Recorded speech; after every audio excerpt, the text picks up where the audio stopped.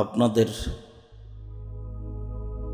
মুসলমানদের অনাকাঙ্ক্ষিত অজ্ঞতা বোকামি পরিচয় করত ইহুদি খ্রিস্টানদের পালনীয় দিন 31 নাইট, ইংরেজি বছরের প্রথম দিন, যার বিরোধিতা করার জন্য আল্লাহর নবী আদেশ করেছেন,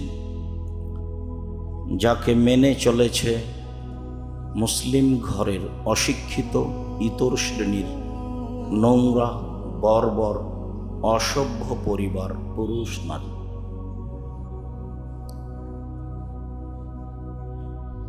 যারা জাতির জন্য কলঙ্ক, যাদের পরকাল ভয়াবহ, যারা ইহুদি খ্রিস্টানদের পালনীয় দোসর,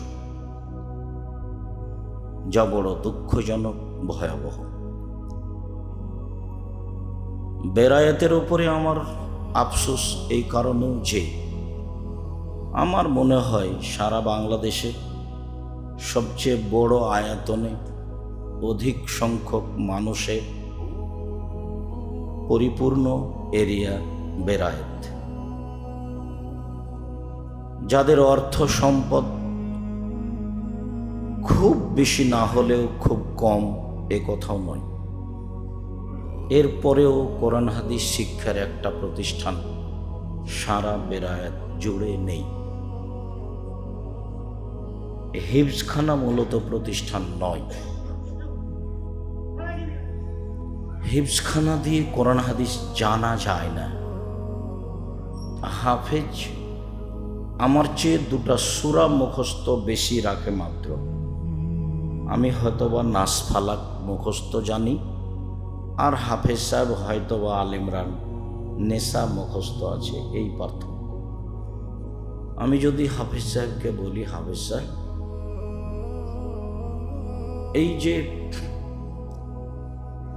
সময়ের সূচিটা চোখের সামনে দেওয়া আছে, এটা কেমন? ভালো। তো মসজিদের ডান দিকে লেখা আছে আল্লাহ, বাম দিকে লেখা আছে আকবর, আল্লাহু আকবর, এটা কেমন? এটা ভালো। তো ডান দিকে আছে লেখা আল্লাহ আছে, আর বাম দিকে লেখা আছে মোহাম্মদ, কেমন? তো ভালো। তো আল্লাহ আকবরও ভালো, আল্লাহ মোহাম্মদও ভালো। তো 2টা তো ভালো হতে পারে না।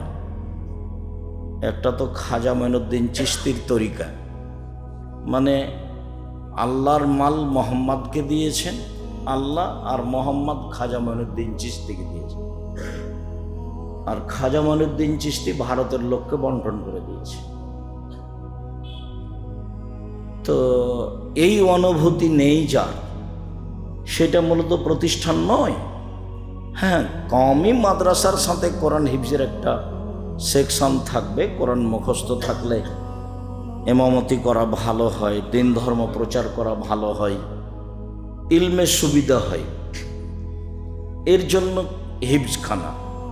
হিফজখানা মূলত প্রতিষ্ঠান তা নয়। বেরায়েতের লোক হিফজখানা খুলে বলছে প্রতিষ্ঠান খুলেছে, বলে হিসাব। যারা চলে গেছে তারাই বা কি জবাব দিবে, আর আপনারা বা কি জবাব দিবেন আমার বুঝের বাইরে। আমি এই পাতা কোনোদিন পড়িনি, আর এই পাতার কোনোদিন উপদেশ আপনাদের দিওনি।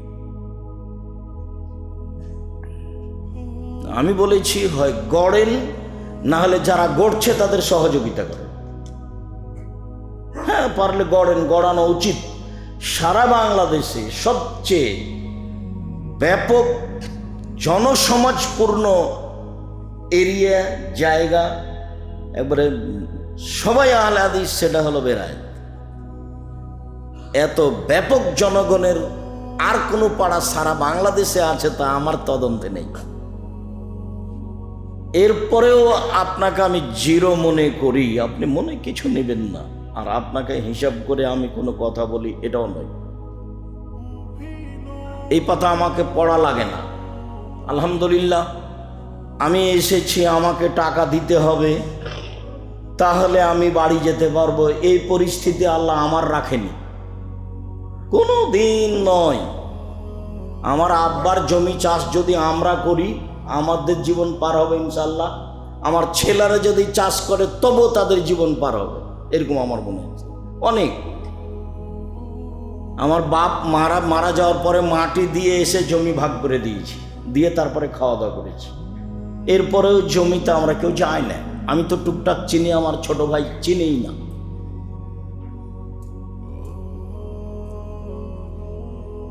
তো আলহামদুলিল্লাহ কোনো দিন 12 বছর 13 বছর যাবৎ বেড়াইতে আসেনি।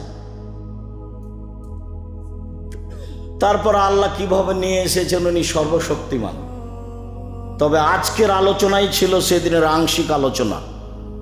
যেদিনের উপরে ক্ষিপ্ত হয়েছিল মানুষ, সেদিন দূরে নেই। আমি আমার ছেলে মেয়ে ওমা তোমার আকাশ তোমার বাতাস এটা বলবে না। অন্তত আমি পার করেছি আমার জীবন ওমা তোমার আকাশ তোমার বাতাস। ঠাকুর বলেছ কালিমা তোমার আকাশ তোমার বাতাস। আমি বলেছি তোর বাপের আকাশ?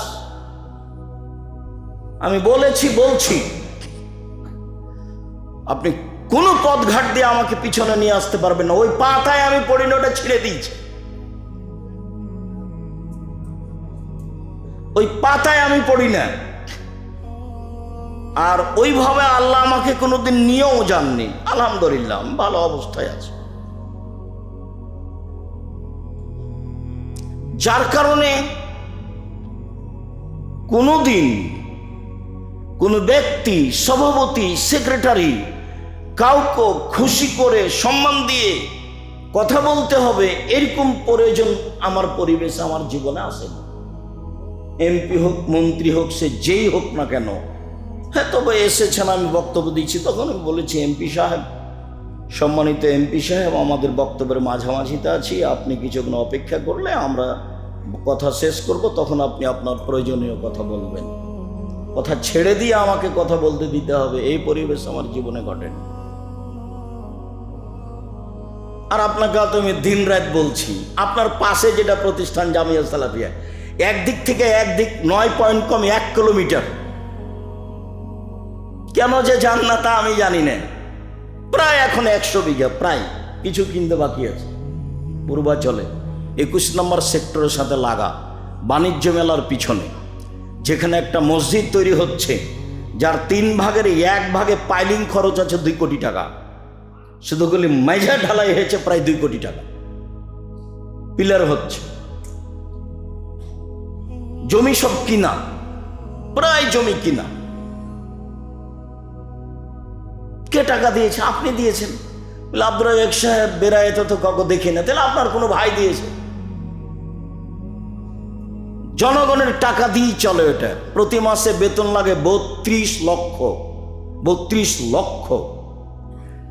আর প্রতিদিন বিকালে 40,000 থেকে নিয়ে 50,000 থেকে 1 লাখ টাকা প্রায় বিল আছে। লেবার মিস্ত্রি, টিন মিস্ত্রি, রাজমিস্ত্রি, কাঠমিস্ত্রি, কত যে মিস্ত্রি আছে, প্রতিদিন বিকালে এরকম বিল আছে। 5,000 ছেলে মেয়ে পড়ে। একটা মাদ্রাসাতে প্রায় 2.5 থেকে 3,000 ছাত্র ভর্তি ফরম দিয়েছে, মানে পরীক্ষা দিবে কালকে অংশগ্রহণ করেছে, ভর্তি করেছে, ওটাকে ফর্ম পূরণ করেছে, আগামীকাল সকালে উপস্থিত হবে। সেটা কওমি মাদ্রাসা। শিক্ষক আছেন ইন্ডিয়ার, যাদের খাওয়া ভিন্ন থাকা ভিন্ন, বেতন লাগে প্রায় লাখের মতো করে। আর যারা মদিনা বিশ্ববিদ্যালয় থেকে আছেন তাদের শুধু খালি খাওয়া খরচ আর যাতায়াত খরচ লাগে, তাই অনেক, ওরাকে বেতন লাগে না।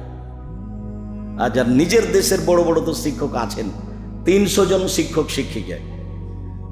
আমি আপনার উপরে আশা রাখছি যে এত বড় বৃহৎ এরিয়া কেন আপনার পিছনে এরকম কিছু থাকবে না যে আমাদের ছেলে মেয়ে, আমার ছেলে মেয়ে একটা ভালো শিক্ষা অর্জন করুক? কেন পদক্ষেপ থাকবে না? থাকা উচিত। আপনি যান রাজশাহীতে, নওগাঁ জেলাতে কলমুডাঙ্গা একটা গ্রামের মাদ্রাসা, বিশাল মাদ্রাসা। কদমডাঙ্গা একটা গ্রামের মাদ্রাসা, বিশাল মাদ্রাসা। আলাদিপুর একটা কওমি মাদ্রাসা, বিশাল মাদ্রাসা। নাচল একটা কওমি মাদ্রাসা, বিশাল মাদ্রাসা। জামিয়া ইসলামে একটা মাদ্রাসা, বিশাল মাদ্রাসা। দারুল উলুম একটা মাদ্রাসা, বিশাল মাদ্রাসা। নবজেগির একটা মাদ্রাসা, বড় মাদ্রাসা। চরবাগডাঙ্গা একটা মাদ্রাসা, বড় মাদ্রাসা। আপনার একটা মাদ্রাসা একটা গ্রামে, আর বেরায়েত ওই গ্রামে যত লোক আছে ওরকম 10 গ্রামের সমান লোক বেরায়েতে আছে। কোথায় রহস্য, সমস্যা কোথায় সেটা আমি জানি না, তবে কিছু নেই এটা আমি দেখি আপনাকে বললাম। আজকের আলোচনা বাদ্যযন্ত্র, খেলতামাশা। এবং আমরা আজকের রাতে, এই বাচ্চা এদিকে মুখ করে থাকো, তুমি ওদিকে সরো, তুমি ওদিকে সরো, এই বাচ্চা তুমি ওখানে যাও।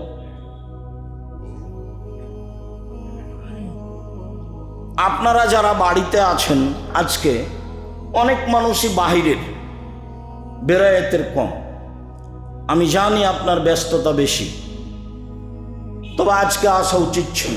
আমি বলেছি আমি যেখানে উপস্থিত হব সেখানে অন্তত 10 কিলোমিটার আশেপাশে যত দিনী ভাই বোন আছেন সবাই আসবেন। মুসলমান তো আসবেনই, হিন্দুকে আসতে হবে, এটা আমি দাবি রেখেছি। আমি তার কিছু না কিছু উপকার করবো ইনশাল্লাহ। আপনার তো করবো ইনশাল্লাহ, হিন্দুরও করব। তাই আমি হিন্দুরও আসার দাবি রেখেছি যখন যেখানে গেছি। এখন আপনি আজকে আসেননি কেন, কি আপনার রহস্য সেটা আপনি ভালো জানেন। সে রহস্য আমার পড়ার প্রয়োজন নেই, তবে আপনি ভালো কাজ করেননি এই কথা ঠিক। মহান আল্লাহ বলেন, অমিনান নাসি মান ইয়াশতারি লাহুল হাদিস লিইযিল্লা আন সাবিলিল্লাহ। যারা খেলতামাশা ক্রয় করে অজ্ঞতা অবস্থায়, এ দিয়ে একে মজাক করে, ওদের জন্য রয়েছে অপমানজনক শাস্তি। মনে রাখবেন ভালো করে, কোরআন মাজিদে কোনো জায়গাতে হয়েছে অপমানজনক শাস্তি, কোনো জায়গাতে আছে। কোরআন মাজিদে কোনো জায়গাতে রয়েছে কষ্টদায়ক শাস্তি, কোনো জায়গাতে রয়েছে কঠিন শাস্তি। তো খেলতামাশা বাদ্যযন্ত্রের জন্য অপমানজনক শাস্তি কেন? 1 মিনিট, শাস্তির ধরন দেখায়। এই ছেলেটা অপরাধ করেছে, বললাম যে ওকে 10 লাঠি মারো, এটা একটা শাস্তি। এই ছেলেটা অপমান করেছে, ওকে বললাম যে থুথু মাটিতে ফেলে চেটে খাও, এটা একটা শাস্তি। তো এটা তো সহজ, 10 লাঠি তো অনেক ভারী, 10 লাঠি তো অনেক ভারী। তো কেমন শাস্তি হলো? আগেরটা হলো অপমানজনক, আর এটা হলো কষ্টদায়ক। যেগুলো পাপ মনের সাথে জড়িত, মনে চাই, যেগুলো পাপ মনের সাথে জড়িত, মনে চাই, সেগুলি পাপের শাস্তির নাম অপমানজনক শাস্তি। মনে চাই, টাকনোর নিচে প্যান্ট পরলে আমি তো কারো ক্ষতি করি না, জেনা সমাজ নষ্ট করে, চুরি মানুষের ক্ষতি হয়, ডাকাতি মানুষের ক্ষতি হয়, হত্যা মানুষের ক্ষতি হয়, সুদ মানুষের ক্ষতি হয়। কিন্তু টাকনোর নিচে প্যান্ট পরলে কি মানুষের ক্ষতি হয়? মানুষের ক্ষতি হয় না। তো এইটা শাস্তি এমন কেন যে আল্লাহ ওর সাথে কথাই বলবেন না? যা, এইটা কেন? ওটা হলো মনের সাথে জড়িত। এই জন্য মনে চাচ্ছে যে প্যান্টটা কোথায় থাক, টাকনোর নিচে থাক, এই জন্য শাস্তি এরকম।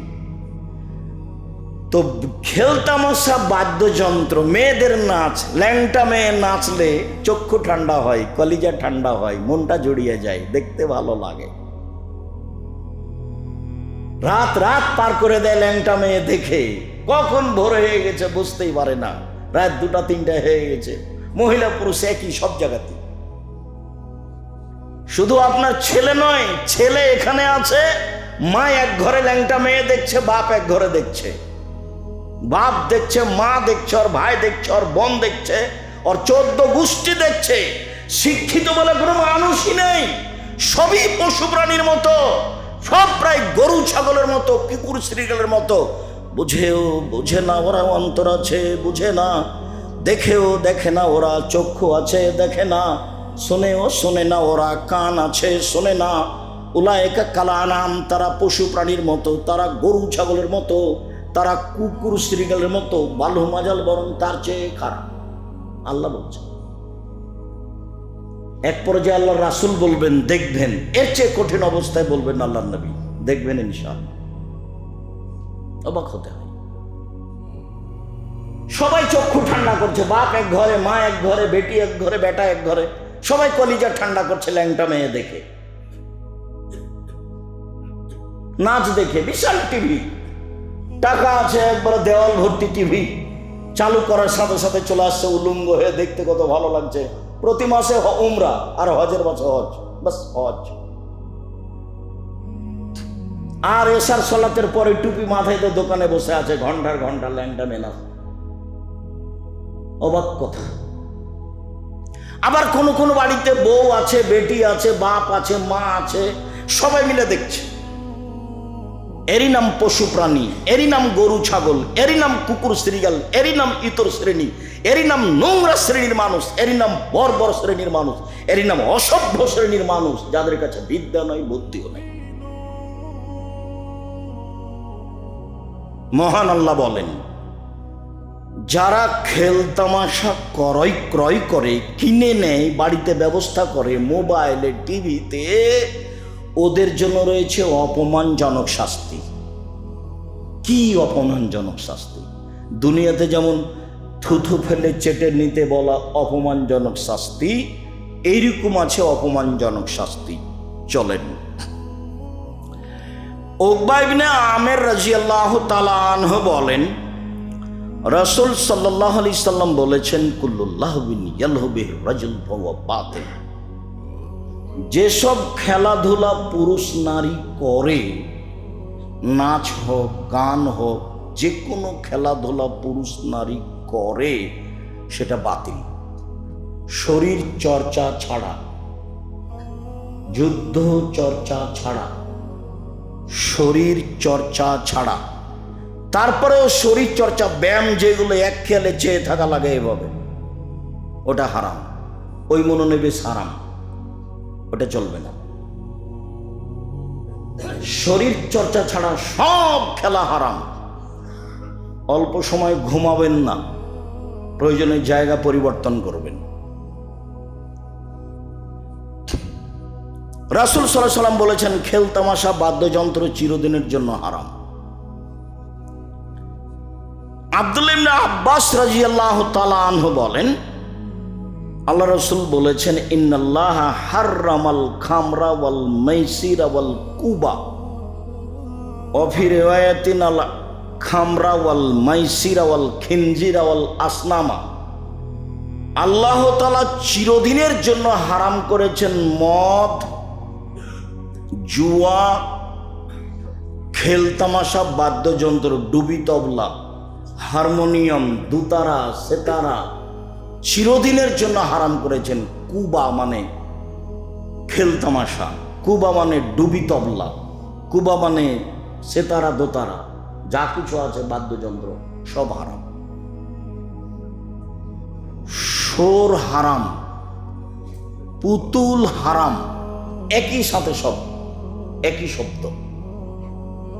মদ যে শব্দ, জুয়া সে শব্দ, খেলতামাশা সে শব্দ, শুকুর সোর সে শব্দ, পুতুল সে শব্দ, সবটি একই, হারাম, চিরদিনের জন্য হারাম। বাদ্যযন্ত্র চিরদিনের জন্য হারাম, সোরের বস্তু চিরদিনের জন্য হারাম, তো বাদ্যযন্ত্র চিরদিনের জন্য হারাম। সব দোকানেই বাজনা বাজে, সব মোবাইলেই বাজনা বাজে, সব বাড়িতেই বাজনা বাজে। পুতুল চিরদিনের জন্য হারাম, অথচ আপনার বাড়িতে শোকে যে পুতুল সাজানো আছে। কতদিন বলেছি আপনাকে, আপনার স্ত্রী বাজার থেকে একটা প্লেট নিয়ে এসে, সেটা আছে চিংড়ি মাছ। আপনার বাচ্চার জন্য একটা পট কিনেছে আপনার স্ত্রী, সেটা হলো ঘোড়া। আপনি আপনার বাচ্চার জন্য গেঞ্জি কিনেছেন, তাতে আছে কার্টন।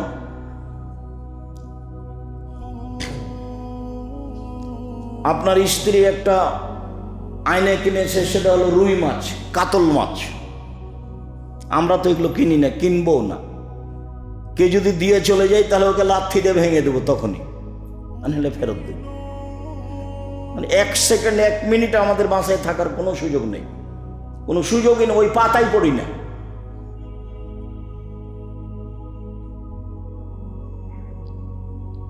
রাসূল সাল্লাল্লাহু আলাইহি সাল্লাম সবকে হারাম ঘোষণা দিয়েছেন বাদ্যযন্ত্র খেলতামাশা। উমামা বাহেলি রাদিয়াল্লাহু তাআলা আনহু বলেন, রাসূল সাল্লাল্লাহু আলাইহি সাল্লাম বলেছেন, লা তাবিউল কায়নাত, পৃথিবীর মানুষ তোমরা গান বাজনা খেলতামাশার মাধ্যম বিক্রয় করো না। মানে ব্যবসা নিষেধ, পুতুলের ব্যবসা নিষেধ, খেলতামাশার ব্যবসা নিষেধ, বাদ্যযন্ত্রের ব্যবসা নিষেধ, সব নিষেধ। ওয়ালা তাবিউল কায়নাত ওয়ালা তাশতারুহুন্না, তোমরা খেলতামাশা বাদ্যযন্ত্রের মাধ্যম কিনিও না। আপনিও ছোট মোবাইল ব্যবহার করবেন, আপনার ছেলেও ব্যবহার করবে। কই, আমি তো জামিয়া সালাফে পরিচালনা করি সারা দেশ জুড়ে, আলহামদুলিল্লাহ। তো সেই জামিয়া সালাফে পরিচালনা করি, আপনার কাছে টাকার কথা বলি, তাতে তো আমার কাছে কোন মোবাইল, কই ছোট মোবাইল আছে। আর আমি তো মোবাইলে রিং হলে অন করতে পারি, আমি তো আপনার নাম সেভ করতে পারি না। তারপরে তো জামিয়া সালাফে চলে, আমার কাছে তো টাকসাল নাই, আমি তো টাকা বানাই না, আমি কোনো ব্যবসায়ীও নই। বাস আমার আব্বার জমিতে আমরা চলতে পারবো ইনশাল্লাহ, এটা আমাদের ধারণা কাজ করে। যার কারণে আমাদের ব্যক্তিগতভাবে কোনোদিন মানুষের মুখাপেক্ষি হওয়া লাগে না, যার কারণে জীবনে কোনোদিন কাউকে পয়সার কথা বলা লাগে না, গাড়ি ভাড়া দেওয়ার কথা বলা লাগে না, কোনো দিন বলিনি জীবনে। 90 সাল থেকে মাঠে আছি, 90 সাল থেকে। আর বেরায়েতে আসি প্রায় মোটামুটি 97 সাল থেকে, 97-98 থেকে বেরায়েতে আসি। সম্মানিত দিনী ভাই বোন, বাদ্যযন্ত্র খেলতামাশার মাধ্যম বিক্রি করা হারাম, ব্যবসা হারাম, কিনা হারাম। তারপরে ওয়াতুআল্লিমুহুন্না, এদের শিখিয়ে দেওয়া হারাম। হেডমাস্টারের চলে না বাদ্যযন্ত্র ছাড়া, খেলতামাশা ছাড়া। আল্লাহ বলছেন এদের শিখিয়ে দেওয়া হারাম। ওয়াসামানুহুন্না হারাম, এর মাধ্যমে যত পয়সা উপার্জন হবে সবই হারাম। খুব মনে রাখতে হবে, আমি কিন্তু অনুবাদক, আপনি খুব ধৈর্যের পরিচয় দিয়ে কথা শুনবেন, বিরক্ত হবেন না। আর মধ্যে থেকে কোনো ছেলে যেন কোনো সময় না উঠে। অল্প সময় আপনি আমাকে পেশাব পায়খানার প্রয়োজন দেখাবেন না। আর আমি এত রাতে আসতে চাইনি, আমি টেনশন ভোগ করছিলাম যে আমি 10টার আগে যেতে পারি কি না, 9টায় পৌঁছিতে পারলে 9টায় উঠে কথা বলতাম। এখন তো কত হয়ে গেছে, 11:30, সেই কখন সন্ধ্যা হয়েছে। মনে হচ্ছে যে কত 7 সমুদ্র 13 নদী পার থেকে আমি চলে আসলাম, এরকম মনে হচ্ছে। আলহামদুলিল্লাহ। এক, খেলতামাশা বাদ্যযন্ত্রের মাধ্যম বিক্রয় হারাম, ব্যবসা হারাম। 2, কিনা হারাম।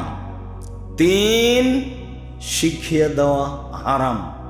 4, এর উপার্জিত পয়সা হারাম। দোকানে যত দোকানে টিভি আছে, এর দোকানের ব্যবসা হারাম।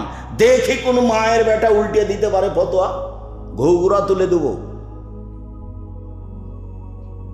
এই যে বললাম, যে দোকানে আছে টিভি আছে তার ব্যবসা হারাম, দেখি কোন মায়ের বেটা ফটো এইভাবে উল্টে ধরে। 90 সাল থেকে ফতোয়া 97 সাল থেকে ফতোয়া লিখি, আর 16 সাল থেকে ফতোয়া বোর্ড পরিচালনা করি, বসে থাকি না। আপনার বিদ্যা বেশি, আমার চর্চা বেশি। আপনার বিদ্যা বেশি, আমার চর্চা বেশি। আমি দিন রাত চর্চা করি। বড় বড় বিদ্যান আমার সাথে আছে, যারা ইন্ডিয়ার বড় বড় শিক্ষক, একবারে জামিয়া সালাফে বানারসের হেড মুহাদ্দিস, তারা আমার সামনে বসে থাকেন। ওই জামিয়া সালাফে বানারস ওয়ারাণসী থেকে এসেছে আপনার জামিয়া সালাফিয়ায়। এই যে 1 তারিখ থেকে আপনার এই জামিয়া সালাফে মদিনা বিশ্ববিদ্যালয়ের সাবেক টিচার শিক্ষক কোথা করবেন একটা না 4 মাস, যা দেখা আসেন। এটা আপনার বাড়ির পাশে যেটা, সেটা যে বের হলি আছে, যাকে আমাদের চাঁপাই নবগঞ্জ বলে পুস্তাতে, মানে বাড়ির পুস্তা বুঝেন কি, এবার পাশে যেটা লেগে আছে। আপনি কেন জানেন সেটা আপনার ব্যাপার, তবে সংকীর্ণ থাকলে জবাব আপনাকে দিতে হবে, আমাকে দিতে হবে না। আর আপনি আমাকে যেখানে ডাকবেন সেখানে যাব, ইনশাআল্লাহ সময় থাকলে চলে যাব। আপনার সংকীর্ণতা আমি চাইনি, আমি চেয়েছি আপনার মন বড় হওয়া এবং ফিরে আসা ভুল পথ থেকে। সারা বেরায়েতের দিনই ভাই বোন সবাইকে বলছি, মহিলা পুরুষ সবকে বলছি, চলেন।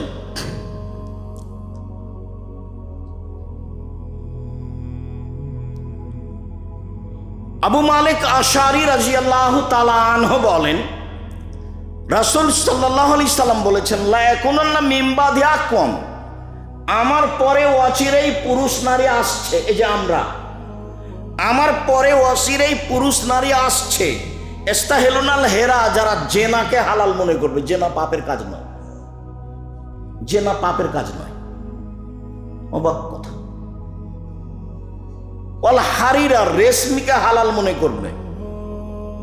ওয়াল খামরা, মদকে হালাল মনে করবে। বিড়ি, তামাক, জর্দা, সিগারেট নির্দ্বিধায় বিক্রি করছে, সব দোকানে প্রায় হচ্ছে। বিড়ি, তামাক, জর্দা, সিগারেট, গুড়, মদকে হালাল মনে করবে। জুয়াকে হালাল মনে করবে। ওয়াল মাজিব, বাদ্যযন্ত্রকে হালাল মনে করবে। বাদ্যযন্ত্র কই, কেউ কি খারাপ মনে করছে? বেশ, বেড়ায় তো আলহামদুলিল্লাহ, বিবাহ লেগে গেছে, বাজনাও লেগে গেছে, চলছে, হুজুরও দাওয়াত খাচ্ছে। আপনি আমাকে দাওয়াত দেন তো দেখি, বাজনা অবস্থায় দেন একদিন।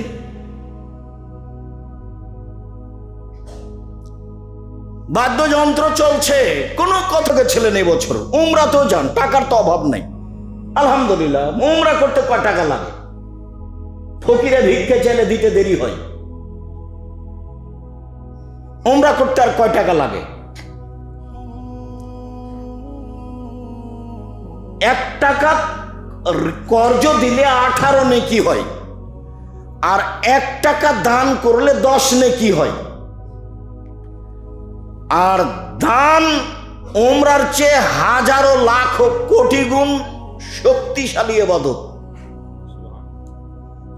উমরা যদি প্রতি বছরে 11 মাস করেন আর 1 মাসে হজ করতে যান, মোট যদি 12 বার করেন বছরে উমরা, তা আপনার বাপের 1 পয়সা উপকার করতে পারবেন না। 1 পয়সা, যে বাপ মরে গেছে। আপনি 10 টাকা দান করবেন আপনার বাপের নামে, ও কবরের শাস্তি বন্ধ করে দেবেন। মাসে যদি 2 বার 3 বার উমরা করেন হবে না। টাকা ভালো থাকলে 2 নেকি আপনার হলো, না থাকলে গেছে, ও পাতা শেষ। সম্মানিত দিনী ভাই বোন, আমার উম্মত জেনাকে হালাল মনে করবে, আমার উম্মত রেশমি কাপড়কে হালাল মনে করবে, আমার উম্মত মদকে হালাল মনে করবে, আমার উম্মত জুয়াকে হালাল মনে করবে, আমার উম্মত বাদ্যযন্ত্র খেলতামাশাকে হালাল মনে করবে। দেখেন আপনি, আমি এখন আপনাকে কষ্ট দেওয়ার জন্য বলিনি, বেড়াইতে আছি সেজন্য বলছি। আমি যেখানে থাকি সেখানেও আছে। এই যে নদাপাড়াতে যখন ছিলাম, তখন আমার ছেলে আব্দুল্লাহকে বলতাম, আব্বু একটু বাজনাটা কম করতে বলে আসো। তখন সালাম দিয়ে বলতো, আমার আব্বা বাজনাটা কম করতে বলল। তখনও বলতো, আরো জোরে দে, আরো জোরে দে। তো সেটা আলহামদুলিল্লাহ এখন কমে গেছে। আর এমনি তো ইহুদি খ্রিস্টানদের আজকে প্রথম রাত, প্রথম দিন, সেই জন্য বেড়াতে অনেক লোকজন খ্রিস্টানের নিয়ম পালন করছে, আগুন জ্বালাচ্ছে, ভটকা ফোটাচ্ছে। আপনি মনে করিয়েন না, আপনাকে যদি আমি অশিক্ষিত প্রমাণ করতে না পারি, আমি জাতির সামনে বক্তব্য দেব না। ও কি হিন্দুর ছেলে, ও কি ইহুদির ছেলে, ও কি খ্রিস্টানের ছেলে? জন্ম দিয়ে দোষী হয়েছেন আপনি, আমি নই। জবাব আপনাকে দিতে হবে, আমাকে দিতে হবে না। আপনি আপনার জবাবের জন্য প্রস্তুত থাকুন। মন খারাপ করে কিছু বললে করলে আমার কিছু আসে যায় না। আল্লাহর নবী বলেছেন, খালিফুল ইয়াহুদান নাসারা, ইহুদি খ্রিস্টানদের বিরোধিতা করো। চলেন, আপনাকে আমি ধারাবাহিক দেখাচ্ছি, আমি আপনার কাছে চলে আসছি। দেখেন আপনি, এবার চলেন। খুব কঠিন অবস্থা। নাফে বলছেন যে আব্দুল্লাহ ইবনে উমর একদা সামিয়া মিজমারান, বাদ্যযন্ত্রের শব্দ শুনতে পেল, গান বাজনা বাদ্যযন্ত্রের শব্দ শুনতে পেল। ফওয়াজা ইসবাইহি ফি উজনাইহি, তখন আব্দুল্লাহ ইবনে উমর তার দুই কানে দুই আঙ্গুল ঢুকিয়ে দিল। ফানা আনিত তারিক, তারপর দূরে সরে গেল। দূরে সরে গিয়ে বলছেন, নাফে হাল তাসমা শায়ান, তুমি কি কিছু শুনতে পাচ্ছ? কুলতুল্লাহ, আমি বললাম জি না, এখন আর বাদ্যযন্ত্র শব্দ শুনতে পাচ্ছি না, বাজনা। ফারাফা ইসবাইহি মিন উজনাইহি, তখন তিনি তার দুই কান থেকে তার দুই আঙ্গুল বের করে নিলেন। বের করে নিয়ে বলছেন, নাফে শোনো, কুনতু মান নবী সাল্লাল্লাহু আলাইহি সাল্লাম, আমি একদা রাসূলের সাথে ছিলাম। ফাসামিয়া মিসলা যালিকা ফাসনা মিসলা যালিকা, আল্লাহর নবী এরকমই বাদ্যযন্ত্র শুনেছিলেন, শুনে কানে আঙ্গুল দিয়েছিলেন, তারপর রাস্তা থেকে সরে গেছিলেন। আমাকে জিজ্ঞাসা করেছিলেন, আব্দুল্লাহ ইবনে উমর, তুমি কি বাদ্যযন্ত্রের শব্দ শুনতে পাচ্ছ? আমি বললাম জি না, তখন তিনি আঙ্গুল সরিয়ে নিলেন। আপনার বাড়িতে চলে বাদ্যযন্ত্র, আমি কি করতে পারি? আপনার বিবাহতে চলে বাদ্যযন্ত্র, আমি কি করতে পারি? আমি চেষ্টা করি গাড়িতে উঠলে বন্ধ করার, আমি চেষ্টা করলি বিমানে উঠলে বন্ধ করার, আমি চেষ্টা করি আমার আয়ত্তে থাকলে সেটা বন্ধ করার। আর আমাদের করার তো কোনো প্রশ্নই আসে না। ভুল আমি বুঝিনি, আপনি আমার দিনী ভাই বোন, আপনি বুঝেছেন। আর আপনারা দুইজন হলেন স্বামী স্ত্রী, ছেলে মেয়ে আপনার। জবাব দেওয়ার জন্য আপনি প্রস্তুত থাকেন। যে জিনিস কানে শোনা যায় না, আমার আপনার নবী আঙ্গুল ঢুকিয়ে সরে গেলেন, সেই বাজনা আমার দোকানে চলে,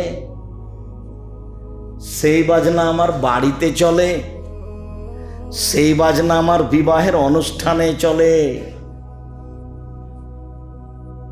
আমি কি দিয়ে বুঝাই আপনাকে? আপনাকে এই পথ থেকে ফিরে আসতেই হবে। চলেন এবার সামনের দিকে যত যাব আলোচনা তোর জটিল হয়ে যাবে, তবে আলোচনা আমার নয়, আমি অনুবাদক। দেখেন আপনি ধারাবাহিকভাবে।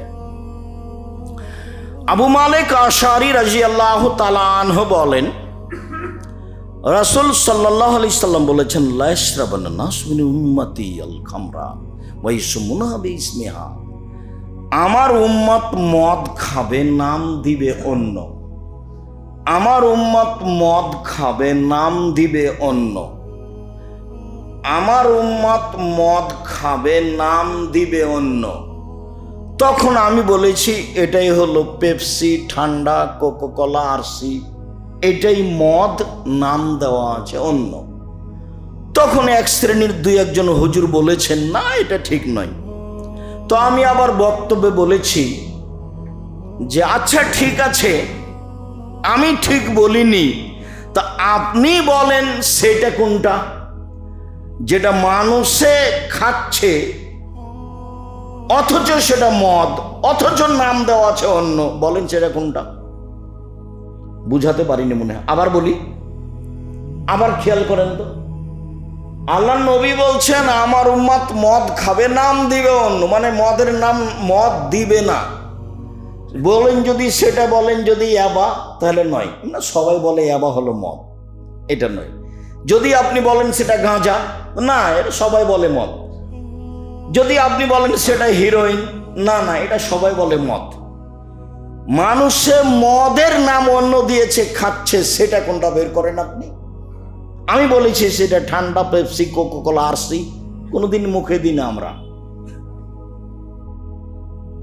আপনি একটা বের করে বলবেন, আর আপনি আজ থেকে নিয়ে পেপসি, ঠান্ডা, কোকাকোলা, আরসির ইতিহাস পড়েন, কে তৈরি করে, কিভাবে তৈরি করে, ঘটনা কি, পূর্ণ ইতিহাস পড়েন। এবং লন্ডন থেকে একটা পত্রিকা বের হয়, সেই পত্রিকাতে বিস্তারিত মাধ্যমে লেখা থাকে, সেটা অবগত, তারপরে কথা বলবেন। হুজুরের কথা যদি বলেন তাহলে তার সঠিক পথে যাওয়া যাবে না। বললাম যে 7 ভাগে কুরবানি চলবে না, 7 পরিবারের পক্ষ থেকে 7 জনে চলবে। তখন ভাব কে বলছে চলবে না রে, কত হাদিস আছে। তখন আর আমারটা কি আর থাকলো, হুজুরের বক্তব্যের চোটে সেটা চালু হয়ে গেল। আমি কোনোদিন বলিনি, আমি 90 সাল থেকে মাঠে আছি।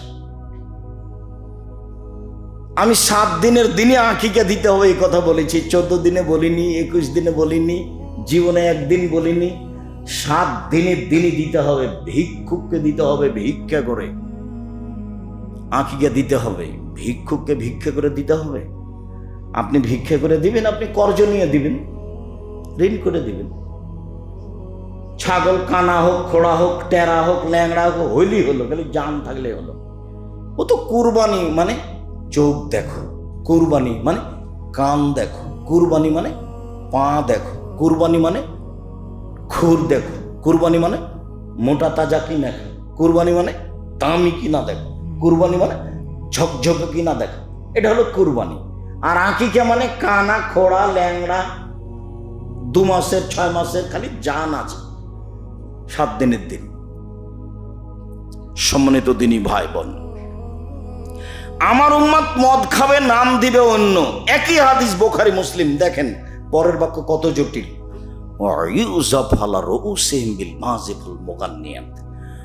ওই সময়তে এমপি, মন্ত্রী, নেতাদের, ইন্ডাস্ট্রিজের মালিকদের, বিত্তশালীদের সম্মান করা হবে গায়িকা ও বাদ্যযন্ত্র দিয়ে। বোঝা যায়নি কথা?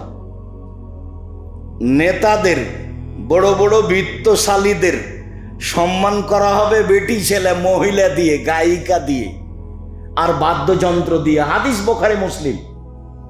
আমি অনুবাদক। আপনি কেন দেখেন না যাওয়ার সময় একটা বই নেন, উপদেশ।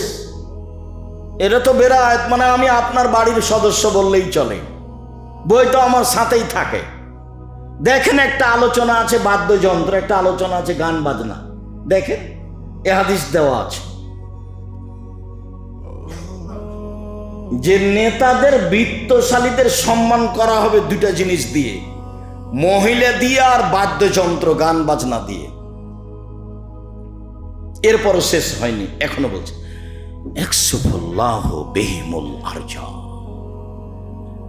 এরা মাটিতে ধসে যাবে, এদের উপরে ভূমিকম্প হবে।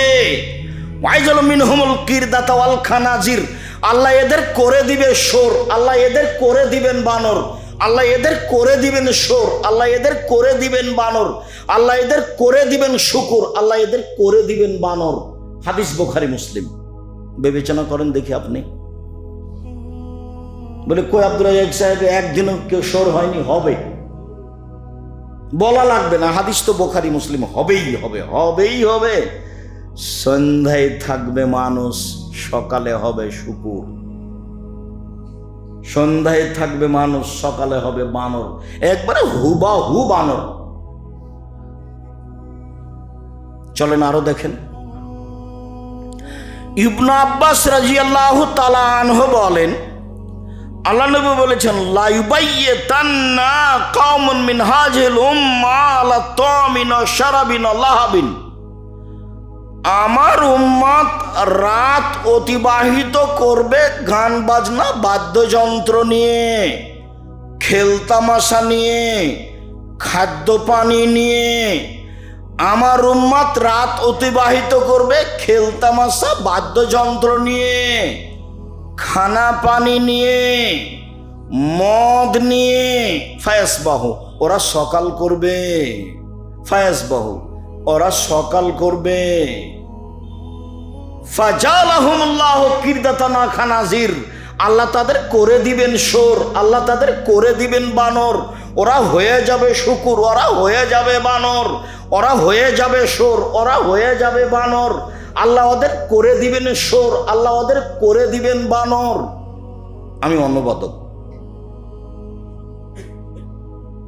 চলেন আরেকটা হাদিস।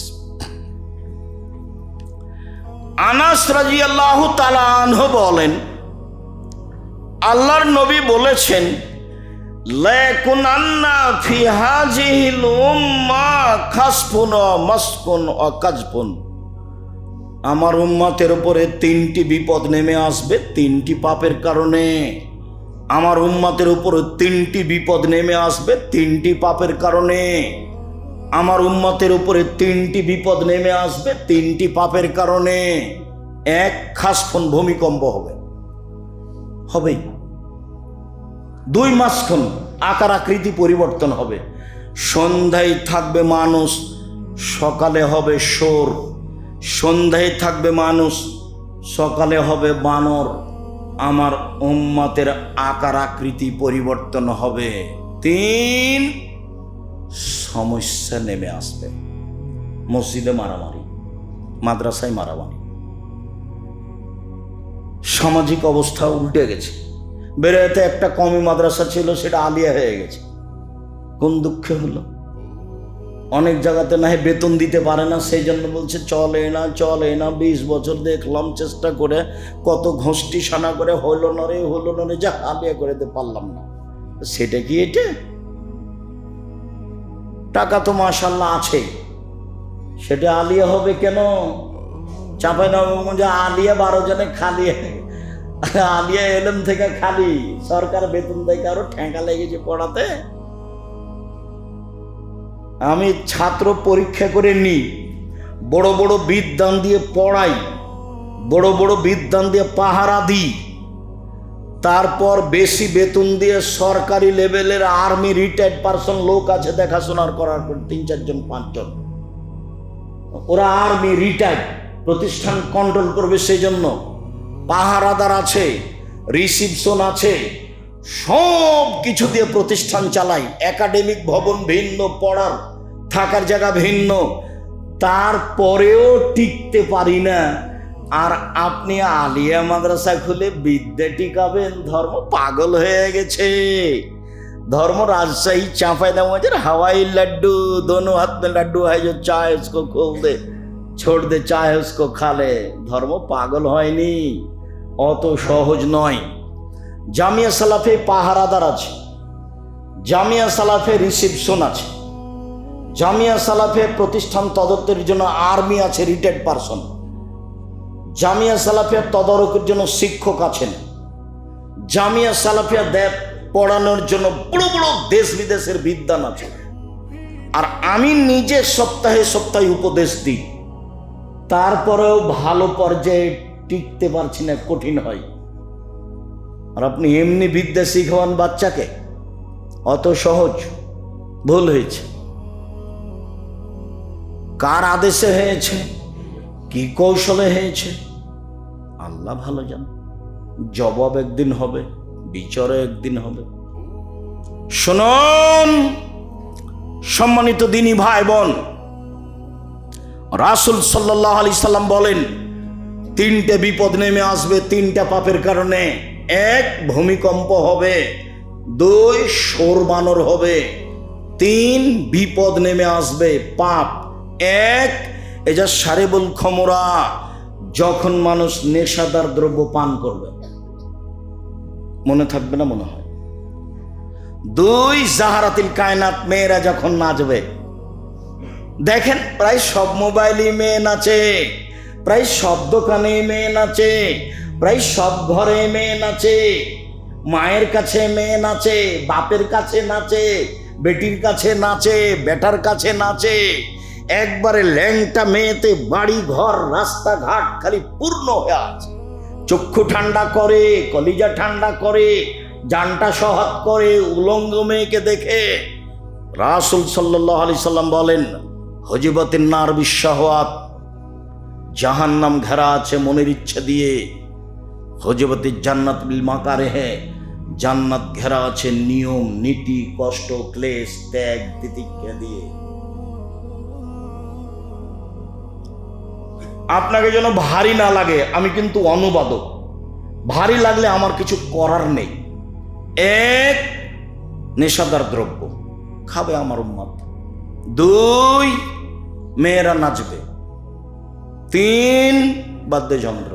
দেখেন সব জায়গায় পাওয়া যাচ্ছে কিনা, প্রায় সবাই। এই যে মসজিদে বসে আছি, প্রায় ছেলের হাতে মোবাইল আছে। টিকে থাকা খুব কঠিন। যেদিন প্রথম জুমার খুতবা দিই 13 বছর পরে এখানে, সেদিন একটা হাদিস বলেছিলাম, আপনি মনে হয় ভুলে গেছেন। যখন আল্লাহ ইবলিসকে বললেন, ইবলিস তুই আদমকে মেনে নে, তো ইবলিস বলল, আরে আদম মাটির তৈরি আর আমি আগুনের তৈরি, তাকে মেনে নিব মানে? তা আল্লাহ বলছেন সর সর সর, সরে যা। যখন ইবলিস দেখলো যে তাহলে তো আমি রহমত থেকে বঞ্চিত হয়ে গেলাম, তখন বলছে, আল্লাহ আমার একটা কথা শোনেন। কি কথা?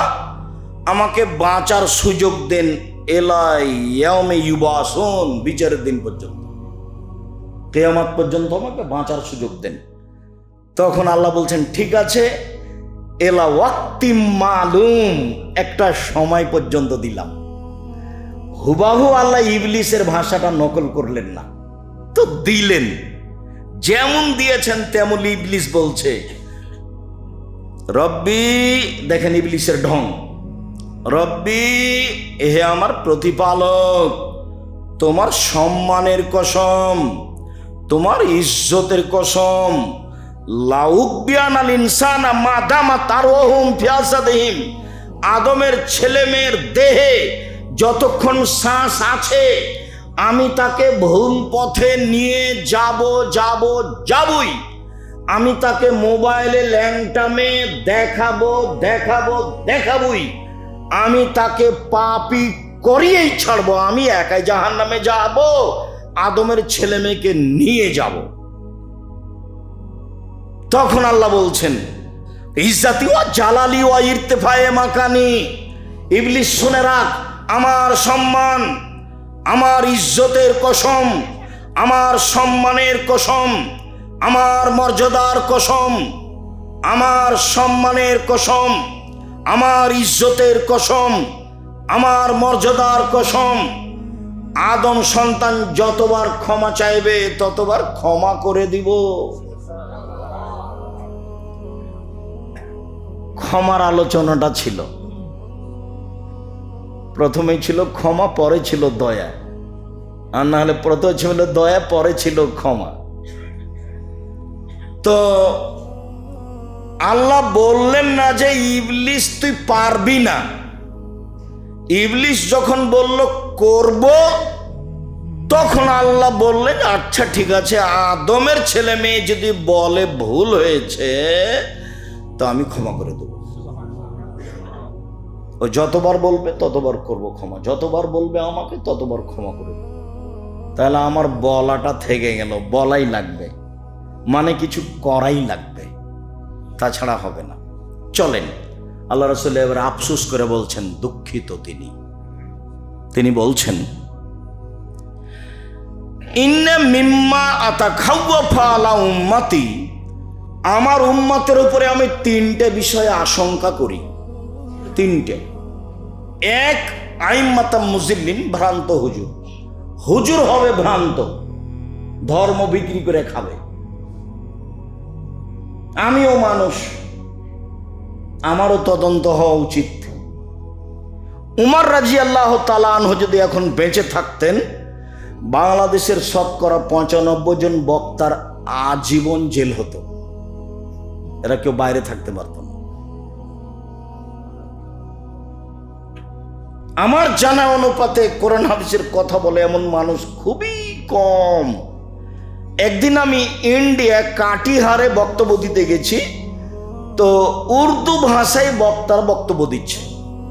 তো উর্দু ভাষার শক্তি খুব বেশি, দিচ্ছে, ফটফট ফটফট ফট করে বলছে, বক্তব্য মানে ফাটিয়ে ফেলে দিচ্ছে। মানুষ আবার বুঝে, তারা উর্দু ভাষা বুঝে, কিন্তু বাড়িতে তারা বাংলা বলে। ওরা বাঙালি, ওরা সব মালদা জেলা, চাঁপাইনবাবগঞ্জ জেলার। তা আমি এখন 11টার সময় মাঠে গেছি বক্তব্যের মঞ্চে, গিয়ে সালাম দিয়ে একটু পরে বলছে, আচ্ছা ভাইজান, আমি সন্ধ্যে 7টায় এসেছি এখানে, দিয়ে কান লাগিয়ে আছি, দেখি বক্তা কি বলে। তো 7টা থেকে 11টা পর্যন্ত আমি কোনো বক্তব্য বুঝতে পারিনি বক্তা কি বললেন। তো আপনারা কি পেরেছেন? তো জনগণ বলল যে আমরাও পারিনি, কি যে বললেন। তারপর আমি সভাপতি সাহেবকে বললাম, সভাপতি সাহেব আপনি কি বুঝেছেন কিছু? তো সভাপতি বলছেন যে আমিও কিছু বুঝিনি। উর্দু ভাষীরা আরো মিথ্যার আশ্রয় নেয় বেশি বাঙালিদের চেয়ে। একবারে মিথ্যা কথাতে বক্তব্য ভর্তি হয়ে আছে, প্রায় অংশই মিথ্যে।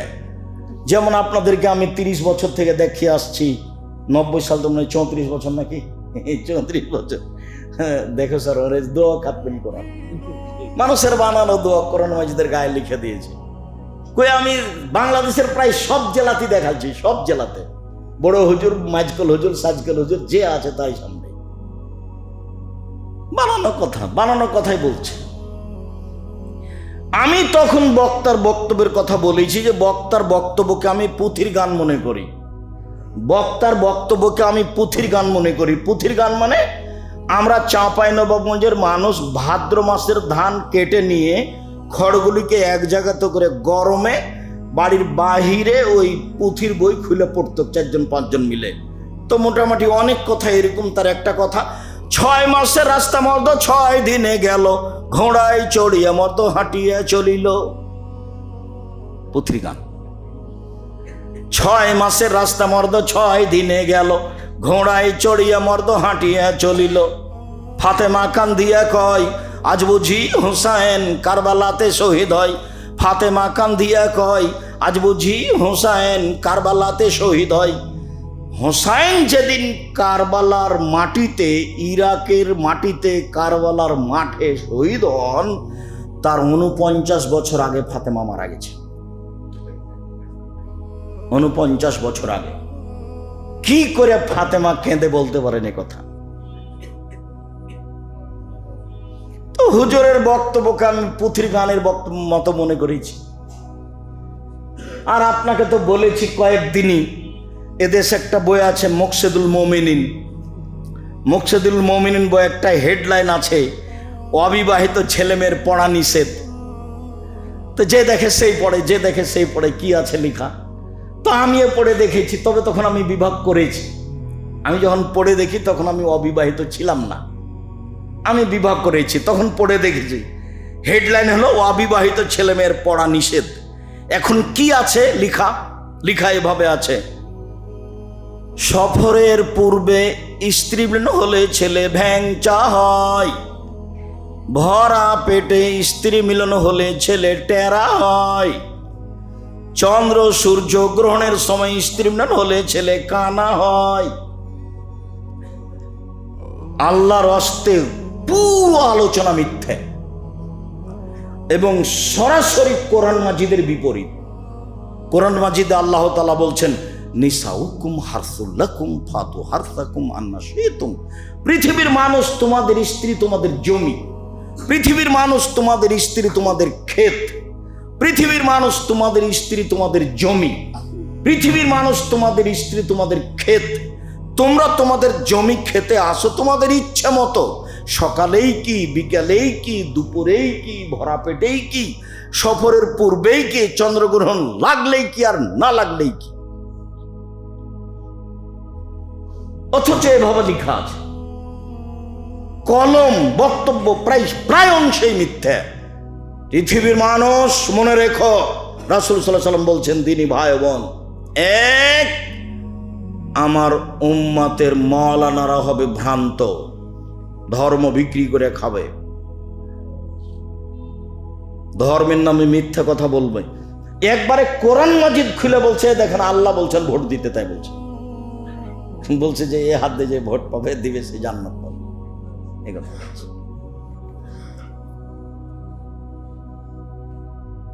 আর কেউ বলছে কোরআন মাজিদ, এ দেখেন আল্লাহ মিলাদ করতে বলেছেন, মিলাদ আল্লাহ, কোরআন মাজিদ খুলে বলছে।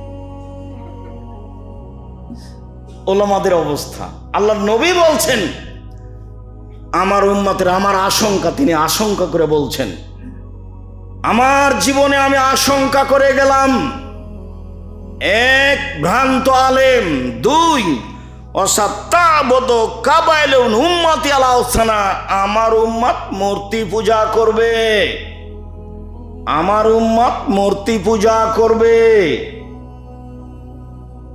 আমার উম্মতের বাড়িতে শোকেজে কাঁকড়া থাকবে, আপনার ছবি মূর্তি থাকবে, পুতিনের হাতে পুতুল থাকবে, নাতিনের হাতে, নাতিনের জন্য নানা পুতুল কিনে নিয়ে এসেছে, পুতুল সাদ করে নানি নাতনির জন্য পুতুল কিনে নিয়ে এসেছে। ঢাকা শহরে এক এমপির পাশে আমি বসে আছি, বসতে গেছি, তো আমি বলছি ভাইজান ছবি মূর্তি একটু নামাতে হবে দয়া করে। তো উনি বলছেন যে আমি খাঁটি আহলে হাদিস। আমি বললাম যে পাশে বাঘ রেখে খাঁটি আহলে হাদিস হওয়া যায়? আর বেলায়েতের এক চেয়ারম্যানের বাসায় আমি বসিনি।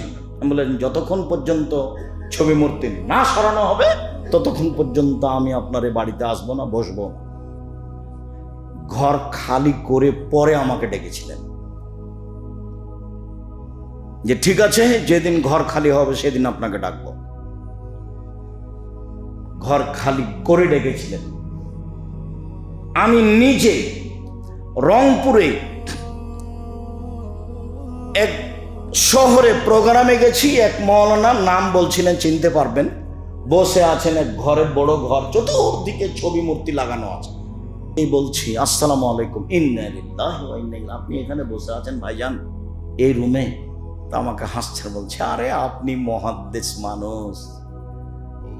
এই কথা বলতে আমার অন্তরটা খুব কষ্ট পেল। তখন আমার পাশে ছিল, এই ছেলে চলো দেখো তো বেঞ্চ আছে, রিক্সা আছে কিনা, আমি এখনই ফিরে যাবো রাজশাহী। এখন আমি হাঁটতে লাগলাম, পিছনে পিছনে ওরা দৌড়াতে লাগলো, দৌড়াতে দৌড়াতে অন্য জায়গাতে গিয়ে রাখলো। চলেন নোয়াখালীর কথা বলি। নোয়াখালীতে এক মাওলানা ঘরে বসে আছেন। আমি দরজায় ঢুকতেই সামনে ভেন্টিলেটর, বুঝেন আপনারা ভেন্টিলেটর বুঝেন, যে উপরের গুলো, তো সবগুলো বাইয়ের ঘোড়া দেওয়া আছে, ঘোড়ার ছবি, সবগুলো ঘোড়া। দরজায় দাঁড়িয়ে গেছি, ভাইজান আমি তো এই ঘরে বসতে পারবো না। কেন? এই যে ছবি মূর্তি, কি করতে হবে? সব ভেঙে দিতে হবে। ঠিক আছে, এই যে চেয়ারে বাইরে বসেন, আমি সব ভেঙে দিচ্ছি। সব ভেঙে ফেলে আমাকে ভিতরে নিয়ে গেলেন। তারপরে প্রমাণে হাদিস আছে, দেখেন বুখারী মুসলিমের হাদিস, বইয়ের নাম উপদেশ আর আলোচনার নাম ছবি মূর্তি। দেখেন জিবরাইল আসেননি ছবি মূর্তির কারণে, আল্লাহ নবী ঢুকেননি ছবি মূর্তির কারণে, উমর রাদিয়াল্লাহু তাআলা ঢুকেননি ছবি মূর্তির কারণে। বগুড়াতে বাড়িতে ঢুকতে যে চেয়ারে যে খাটে শুইতে দিয়েছে, দেখি সেই খাটের হাতে আছে ময়ূর, যে আগে ময়ূর কাটতে হবে তারপরে, নইলে আমি চলে যাব, যে গাড়িতে এসেছি সেই গাড়িতেই চলে যাব। আমি এখন বাইরে দাঁড়িয়ে আছি, দা নিয়ে এসে একবারে কোপ দিয়ে কেটে ফেলে আমাকে বসতে দিয়েছে। বলছি ওই খাট ভেঙে ফেলে দেবো, কেটে ফেলে দেবো, আপনি আগে বসবেন, আপনি আমার সম্মানী মেহমান। এরকম 5টা খাটের আসে যায় না আমার কাছে। আমি আপনার ভালোবাসাকে শুকরিয়া, জাযাকাল্লাহ খাইর, আপনার ভালোবাসার উপর আমি আগ্রহী, জাযাকুমুল্লাহ খাইর। আল্লাহ নবী বলছেন, দেখেন আমার উম্মত হিন্দুদের সাথে মিশে যাবে। মূর্তি পূজা, মূর্তি কাদের বাড়িতে থাকে? হিন্দুর বাড়িতে থাকে। গান বাজনা কারা আগে করত? হিন্দু। পরের বাক্য,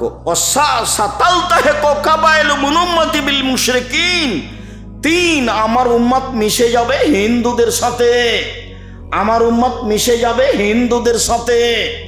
একবারে সারা দিন বাদ্যযন্ত্র চলতো হিন্দু মানুষের বিবাহ লাগলে, আর সব মুসলমান দৌড়িয়ে যেত না? মুসলমানের বাড়িতে কোনোদিন বাদ্যযন্ত্র দেখিনি। বেশ আমাদের এলাকাতে ভালোই চলে, কষ্ট পেয়ে কোনো লাভ নাই, কথা এটাই। আপনাকে খারাপ লাগলে কিছু আসে যায় না, আপনাকে মিঠা লাগলে কিছু আসে যায় না। আমার উম্মত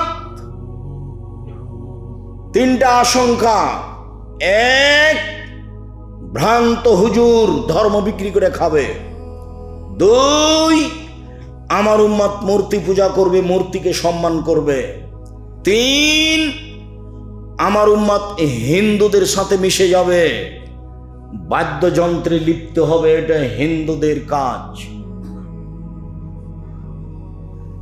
মূর্তি পূজা করবে, মাকে সম্মান করে, সুন্দর করে ছবিটাকে সাজিয়ে বেঁধে রেখেছে, বলছে আমি আমার মাকে সম্মান করি। নিম্ন শ্রেণীর অশিক্ষিত মানুষ বলছে আমি মাকে সম্মান করি। আপনার হাটাবো বীরহাটাবোতে এক লোক জমি বিক্রি করেছিল 54 শতক। তখন জমিগুলো ছিল 3 লক্ষ টাকা শতক। তো আমি নিয়েছি কথা ফাইনাল করার জন্য, আমি দেখা করতে এসেছিলাম শহরে, কোন জায়গাতে যেন এখন আর মনে নাই। তো খুব সুন্দর করে বড় করে মায়ের ছবি সাজিয়ে বেঁধে ঝুলিয়ে রেখেছে, দিয়ে আমাকে বলছে যে আমি আমার মাকে সম্মান করি। এই কথা বলছে। তা আমি কি বলতে পারি? আমি প্রথমে বললাম ভাইজান ছবিটা একটু নামিয়ে রাখতে হবে, আর না হলে জায়গা ভিন্ন করতে হবে। তো উনি জায়গা ভিন্ন করলেন, তারপর মায়ের গল্প আমাকে শোনালেন।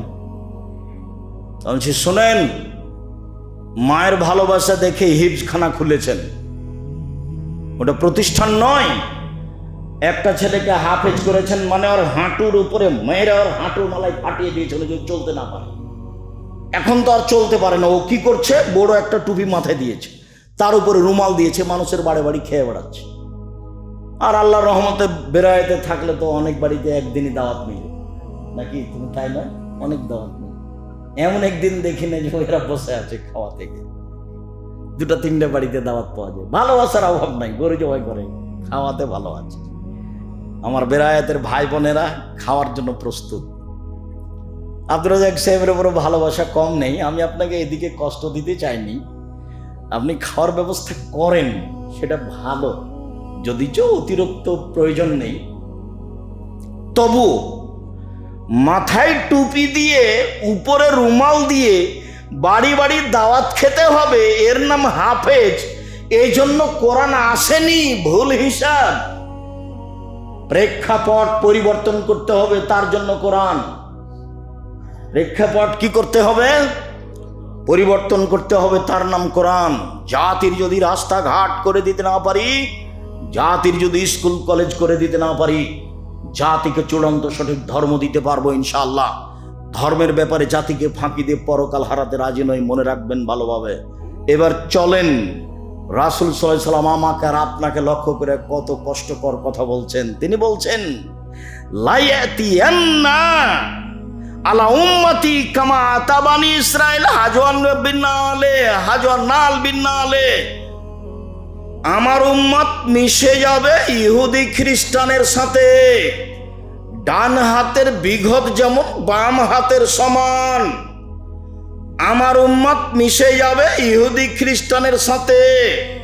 ডান পায়ের জুতা যেমন বাম পায়ের সমান, সমান সমান মিলে যাবে কৃষ্টি কালচারে, পোশাক আশাকে, খাতা কলমে, গাড়ি বাড়িতে, চলাফেরাতে, স্কুল কলেজে, খাওয়াতে পান করাতে, সব কিছুতেই মিলে যাবে আমার উম্মত ইহুদি খ্রিস্টানের সাথে। ডান হাতের বিঘত যেমন বাম হাতের সমান, সমান সমান মিলে যাবে। ডান পায়ের জুতা যেমন বাম পায়ের সমান, আমার উম্মত ইহুদি খ্রিস্টানের সাথে মিশে যাবে। এখন দেখেন আগুন ফোটাচ্ছে, পটকা ফোটাচ্ছে এইখানে মুসলমানের ছেলে। আপনি দেখেন মাথার চুল, ওপরে চুল আছে, চতুর্দিক চাঁচা আছে, আপনার ছেলে। দেখেন আপনার ছেলের একটা গেঞ্জি আছে, নিচের পিছন দিকে 10 লেখা আছে, ওটা দেখতে দেখতে সলাপ শেষ। দেখেন আপনার মেয়ে পায়জামা পরে আছে, স্কিন পায়জামা, বাপ হজ করে, উমরা করে, বাপও সাথে আছে, গেঞ্জি গায়ে দিয়ে আছে। দেখেন স্কুলের অবস্থা, মেয়েরা স্কুলে যাচ্ছে এক পোশাকে। বুঝাতে পারিনি, আবার বুঝেন। লাইয়াতিয়ান্না উম্মতি কামা আতা বানি ইসরাইল হাজওয়ান্না আলে বিন্না আলে, আমার উম্মত মিশে যাবে ইহুদি খ্রিস্টানের সাথে। ডান পায়ের জুতা যেমন বাম পায়ের সমান, সমান সমান মিলে যাবে। এই বলেও থামলেন না, এবার ভাষাগতভাবে নিচে নামতে লাগলেন। নিচে নামতে নামতে নামতে বলছেন যে ইহুদি খ্রিস্টান যদি খোলা মাঠে মায়ের সাথে জেনা করে থাকে, আমার উম্মতও জেনা করবে মায়ের সাথে। নেন এবার হাদিস তো সহি।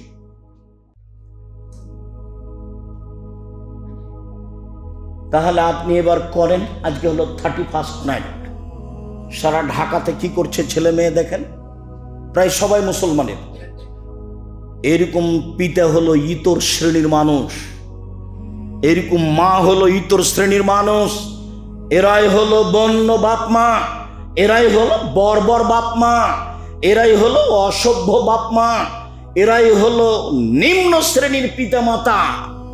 এরা জাতিকে কলঙ্ক করেছে। এদের ছেলে মেয়ে শিক্ষিত নয়। এইসব ছেলে মেয়েকে যদি আমি অশিক্ষিত প্রমাণ করতে না পারি, এইসব বাপ মাকে যদি আমি অশিক্ষিত প্রমাণ করতে না পারি, জাতির সামনে বক্তব্য দিব না। 30 বছর থেকে বলে আসছি, 30 বছর থেকে বলে আসছি। আমার মত মিশে যাবে ইহুদি খ্রিস্টানের সাথে। না বুঝলে আবার বলি, এটা কি বলেন তো, ডান হাতের বিঘত বাম হাতের সমান, মানে সমান সমান। মানে আমার উম্মত ইহুদি খ্রিস্টানের সাথে মিশে যাবে কিসে? সমান সমান কৃষ্টি কালচারে, চাল চলনে, কথাবার্তাতে, খাওয়া পান করাতে। সেটা দাঁড়িয়ে খাওয়া হোক, সেটা বাম হাতে গিলাস হোক, সেটা খেলতামাশাই হোক, সেটা পোশাক পাতিতে হোক, সেটা 31st নাইটে হোক। মানে দেখবেন ওয়ারিটা করছে সব ওদের মতোই, মাথার চুল ছাটে তাদের মতোই, গেঞ্জি গায়ে দেয় তাদের মতো, চা খায় তাদের মতো, দাঁড়িয়ে থাকে তাদের মতো, গাড়িতে চলে তাদের মতো, মেয়ে পোশাক তাদের মতো, তার পোশাক তাদের মতো, গেঞ্জি তাদের মতো, চুলহাটা তাদের মতো, রান্না বান্না তাদের মতো, খাওয়া তাদের মতো। যতগুলো খাওয়া আপনার চোখের সামনে রেডি হয় আপনি খান, ওতে আমার থুথু দেওয়ারও মন হয় না। এই যে এখানে ঢাকা শহরে বসুন্ধরাতে একটা জায়গাতে একটা লোক নিয়ে গেল, তো ওতে ৭৭ আইটেমের খাওয়া আছে,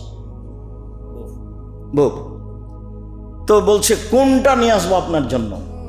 তো আমি বলছি যে আমি যখন দুবাইয়ে গেছি তখন কত আইটেমের জন্য খাবার থাকতো, তো 40 মিনিট বসে থাকতে হয়। তো বলছি ভাইজান আমি এই খাদ্য খাই না, আর এরকম বসে থাকা খাদ্য খাই না, এটা আমার কুলাবে না, আমার পাউরুটি যথেষ্ট।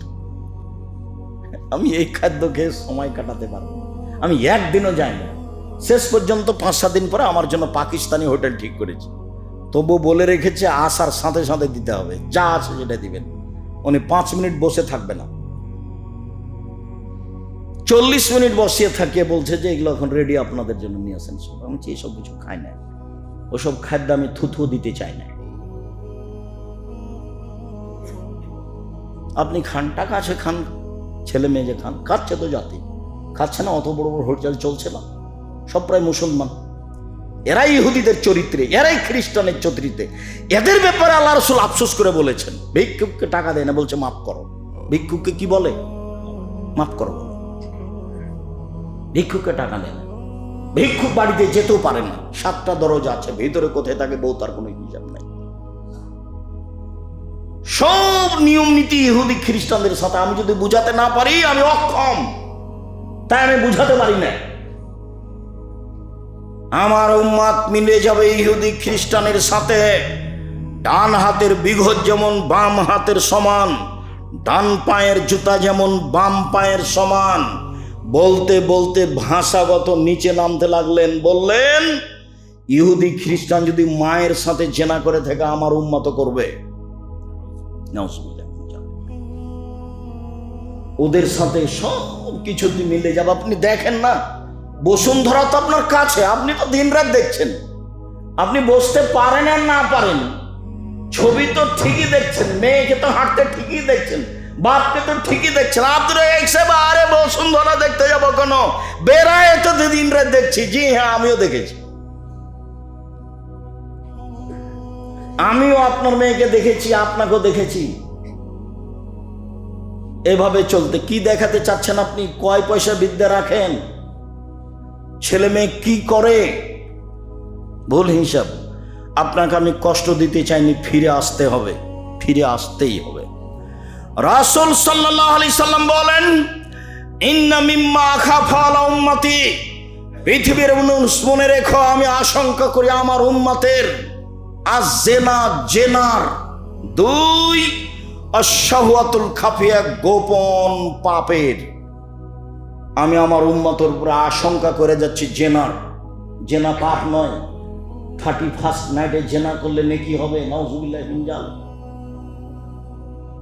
এটা আমার আশঙ্কা, আমার উম্মতের উপরে জেনার আশঙ্কা। দুই গোপন পাপ, গোসলখানাতে গোপন পাপ, টয়লেটে গোপন পাপ, একাই গোপন পাপ, রাতের অন্ধকারে গোপন পাপ, বড় মোবাইলে গোপন পাপ, আপনার ইয়েতে টিভিতে গোপন পাপ। আরো যে গোপন পাপের কত পথ আছে যা আমি জানি না, আপনি জানেন, আল্লাহ রাসূল সেটাই বলছেন। আলোচনার শেষে চলে আসলাম, অন্তত আজকের মতো, অনেক রাতে এসেছি।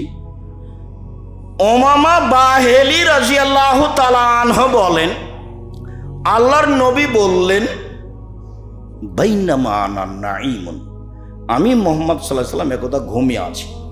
এই ছেলে বসো। আমি মুহাম্মদ সাল্লাল্লাহু আলাইহি সাল্লাম একদা ঘুমিয়ে আছি, মানে ঘুমের ভানে আছি, ঘুমিয়ে যাব এরকম পরিবেশ আছে। ইজ আতা রাজুলানে, ইজ আতানি রাজুলানে, হঠাৎ দুজন লোক আসলো আমার কাছে। ফা আখাজা বেজাবি, তারা আমার দুই বাহু ধরলো, দুইজন আমার দুই বাহু ধরলো। ফাতায়ানি বি, তারা আমাকে এক জায়গাতে নিয়ে আসলো। ফাইজানা বেকমিন, হঠাৎ দেখি অনেক মানুষ। আমি ঘুমিয়েছিলাম, দুইজন লোক আসলো, আমার দুই বাহু ধরলো, ধরে নিয়ে যাচ্ছে। হঠাৎ দেখি অনেক মানুষ। আসাদ সাইনিনতে ফাঁকান, ফুলে ফেফে খালি মোটা মোটা উঁচু উঁচু হয়ে আছে। ও আন্তানা হরিহান, খুব দুর্গন্ধ। কান্না রিহামুল মারাহেজ, মনে হচ্ছে যেন তারা গণশৌচাগার, মনে হচ্ছে যেন তারা গণ টয়লেট, মনে হচ্ছে যেন তারা গণশৌচাগার, মনে হচ্ছে যেন তারা গণ টয়লেট, মনে হচ্ছে যেন তারা রাস্তার টয়লেট যেটা পরিষ্কার হয় না, এত গন্ধ, ফুলে ফেফে মোটা মোটা 30 হাত 40 হাত উঁচু হয়ে আছে, অনেক মানুষ। দেখে তো আমি অবাক হয়ে গেলাম। আমি বললাম, এরা কে, এরা কে? যারা দুই হাত ধরেছিল আমার, তারা বলল, অহমদ সোনাতা জাওয়ানি, এরা হলো ব্যভিচারনী, এরা হলো ব্যভিচারনী।